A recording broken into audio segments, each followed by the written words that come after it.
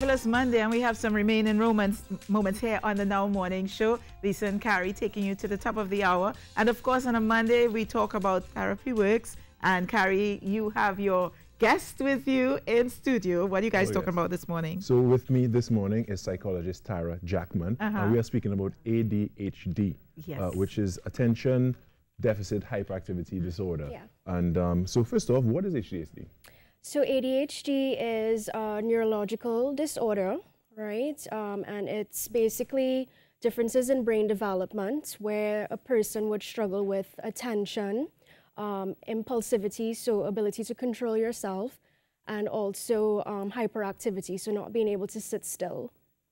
Wow, that sounds like, you know, like a lot of energy being used and, you know, a lot of, I don't know, reaction to stimulants, I would say, maybe? Yeah, so it's basically your brain is processing information differently. Okay. So someone that has ADHD, we would classify them as a atypical neuro.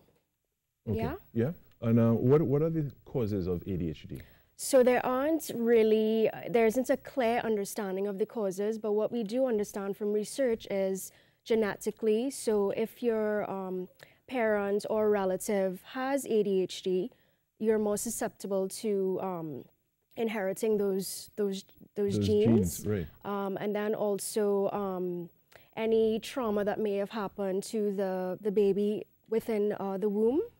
So exposure to toxins, alcohol use, drug use, etc. So those people are more at risk. The risk factors of ADHD. Yeah, and also October is ADHD Awareness Month, so that's why we thought it would be good to speak about it today. And to help raise awareness in this month as we... Is there a color scheme for It's actually orange ribbon. Orange ribbon? Yeah. Okay, I think I have to get myself an orange ribbon. Yeah, definitely. And, you know, show my support for the cause. As pertains to ADHD, how common is it? It's actually quite common. In terms of statistics within the Caribbean, we're still working on that. But in terms of the US, according to the CDC, it happens in 1 to 11 kids. One in every 11 child. 1 in every 11, that's a high number. Yeah, it's pretty high. Definitely. Yeah. You know, so I guess at least in the US with their records, it's more, they have a better understanding of the stats, but we can use that to kind of understand in terms of, you know, within the Caribbean.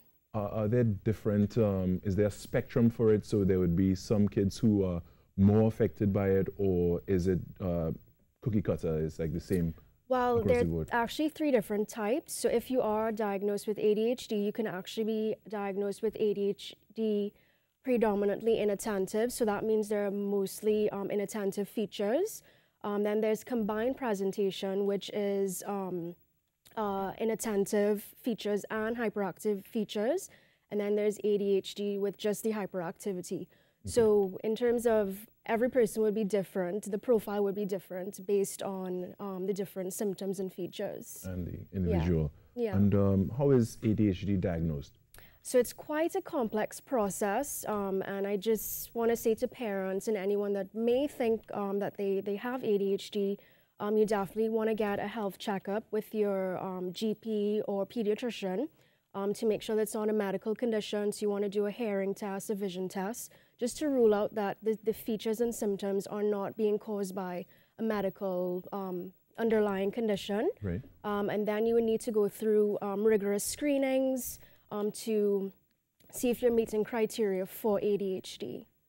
So it's not, it's a lot of steps. Yeah, it's a lot of steps. And it involves a lot of different professionals, making sure that taking that multimodal approach to make sure that it is, you are actually, you know, experiencing ADHD it. And, you know, it's all the bases are covered, basically. Yeah. And finally, is there any treatment, known treatment for ADHD? So the best case approach is really a combination of medication and behavior therapy. But when we look at, you know, treatment for kids, we do think that the best thing is to tackle the behaviors first. Right. So focusing on that. But if it is, you know, behavior management is not, you know, successful, then medication, but a combination of therapy and medication is the best case practice. And then, of course, incorporating lifestyle approaches. So diet, exercise, all of those things are important, and sleep. Wow. Yeah, and so it's a full, you know, it requires a multimodal approach in again, terms to of cover all your bases. Yeah. So I have one more question. Sure. If I could. What about, you know, so it starts off during the childhood ages. Yeah, so it's actually one of the most common neurological disorders in childhood. And what about adults with ADHD? So actually, it's very common in adults, but what happens is people don't get diagnosed as kids. So there are a lot of adults out there that are struggling with ADHD or ADD, and they don't know it. Right.